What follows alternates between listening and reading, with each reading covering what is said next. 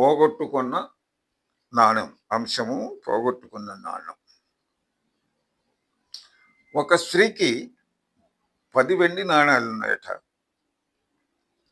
వాటిలో ఒకటి ఆమె పోగొట్టుకుంది.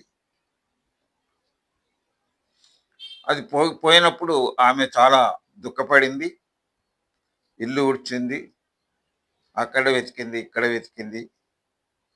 చాలా కష్టపడి దీపం వెలిగించి ఇల్లంతా ఊడ్చి అది దొరికే వరకు చూసింది. అది దొరికినప్పుడు ఆమెకి ఎంతో సంతోషం. దాన్ని తీసుకొని తన స్నేహితులను పిలిచి ఏమంటుందంటే, నాతో కూడా మీరును సంతోషించండి. తప్పిపోయిన పోగొట్టుకున్న నా నాణెము మరలా నాకు దొరికింది అని చెప్పింది. కనుక నాతో కూడా మీరందరూ సంతోషించండి అని చెప్పింది. అదేవిధంగా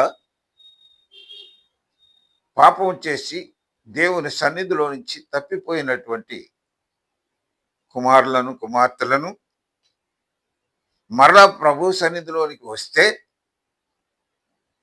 పరలోకమందు ఎంతో సంతోషం కలుగుతుంది అని ఈ వాక్యం ద్వారా మనం తెలుసుకుంటున్నాం.